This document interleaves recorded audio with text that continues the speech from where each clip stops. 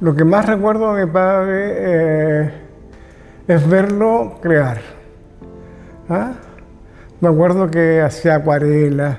Yo me acuerdo tardes enteras con él en su laboratorio, en esa magia de producir fotografías de un papel en blanco y un negativo, obtener y hacer todo un tema de juego con manos, papeles.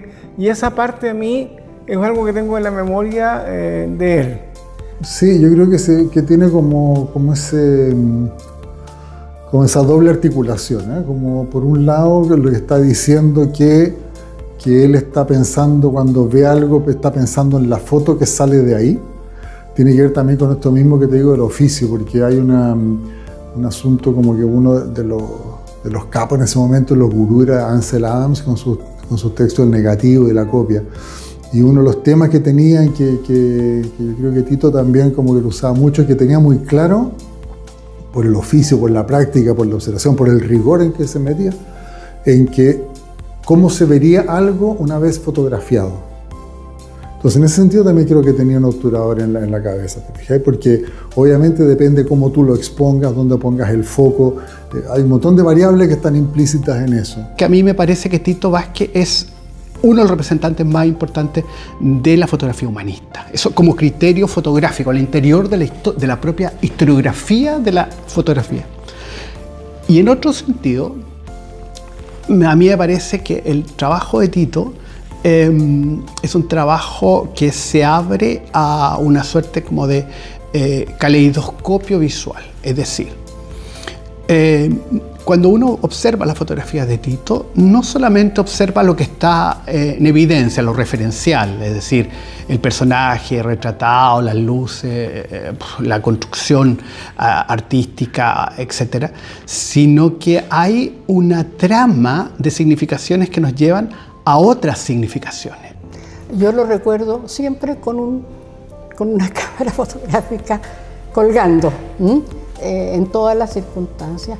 Primero, él también hacía, como toda la familia, cuando nos salía de vacaciones, fotos nuestras en vacaciones o en la casa, pero siempre andaba con la... Entonces, en esos lugares que yo estuve con él, fuera el que fuera, él de repente como que, y pum, estaba siempre con el ojo puesto en algún objeto, lugar que fuera fácil de fotografiar o que a él le traía algún sentimiento que apretar el obturador. ¿Eh? Bueno, yo creo que él tenía la fotografía integrada completamente. Yo creo que no me imagino a mi padre en su ser más profundo, hacer una cosa distinta que no fuera hacer fotografía.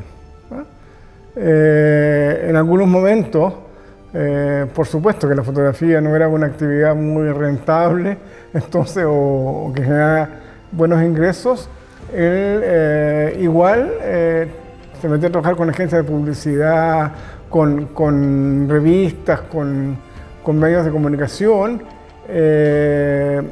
pero siempre eran efímeros, porque en el fondo él no le gustaba que lo pautearan en su fotografía, le gustaba ser un fotógrafo que hiciera lo que él quería. Bueno, el fotoclub era un lugar de formación. Era un momento en que no había mucha formación en lo fotográfico como reconocida. Era difícil en términos de la universidad. Yo creo que está el cine en la Católica, que era como lo más parecido. En Bellas Artes, pero la fotografía no lucía exactamente en la Chile, por ejemplo. Después está la Escuela Fotoarte, ¿no? Estoy hablando del año 77. Pero el fotocine tenía algo especial, porque en primer lugar, la gente que estaba trabajando ahí haciendo clases, si le pagaban por clase, debe haber sido nada, ¿no? Ellos hacían unos cursos que eran bastante más baratos que los otros, entonces uno podía tener como unos cursos básicos y así, en horario vespertino, como algunos días de la semana, y tenían aquí en Agustinas, no muy lejos, tenían no me acuerdo exactamente, pero Morandé sería por ahí, había un departamento de esos antiguos, bien grande, y tenían instalada toda una sección también con laboratorio, ¿no? Donde uno iba a copiar, entonces hacían grupos y uno partía para allá. Entonces había un asunto de clases, ¿no? De cursos que se impartían y que había gente en nuestros distintos cursos. Luego había varios de estos socios que se hacían cargo de esta parte, comillas, académica, la cual básicamente tenía que ver con asuntos muy técnicos, ¿no? Pensando que la fotografía análoga tiene dificultades, hay poco automatismo, especialmente para los que entraban en esos cursos que teníamos cámaras súper simples, ¿no? Entonces, con suerte teníamos el fotómetro, entonces nos enseñaban a cómo se veía sin fotómetro, cómo se podía justamente previsualizar, cómo podías tú ver algo y pensar cómo te iba a quedar como foto. Entonces nos trataban como de explicar bien que las cosas se traducían a algo que era lo fotográfico. La estructura del Fotocine Club obedece a una idea que a mí me parece súper interesante, que es unir a los fotógrafos, cultores profesionales con los amateurs. Entonces, no establecer diferencia. Y a mí me parece que eso es una acción democrática propia de la fotografía. Porque así como la fotografía en el siglo XIX había dicho que todo era fotografiable, ¿por qué no pensar que todas podían fotografiar? Las máquinas permitieron además esa posibilidad. Y cuando se unen todas estas personas que les interesaba la fotografía, sobre todo eran personas que tenían una labor de laboratorio destacada, o sea, buena parte de la gente del Fotocine Club tenía laboratorio en su casa. Entonces, es importante esta aclaración, porque cuando se funda el Fotocine Club, también se funda la Unión de Fotoreporteros. Son las dos grandes agrupaciones fotográficas que surgen casi al unísono. Sí, yo creo que se cumple una especie como de gran anhelo, ¿no? Te diría que uno de los temas que yo creo que es muy de los fotógrafos y que el fotocine lo tenía como bien en el núcleo de sus acciones, tiene que ver con esta idea de la trascendencia de lo fotográfico, ¿no? Cuánto dura una foto si es que la lavas bien, si la conservas bien, si las pones en el libre de ácido, o sea, tiene que ver con cuánto dura, o sea, esto que hago yo, qué permanencia tiene en el tiempo, ¿no? Porque también es como esta idea romántica de que tú vas a preservarte, vas a trascender en la medida que vas haciendo como una obra. Y yo creo que el fotocine está muy imbuido de esa idea y me parece que es algo como que compartimos mucho, en el sentido de que el patrimonio tiene un sentido, tiene una relevancia y que te informa de muchas cosas que te permiten leer el presente.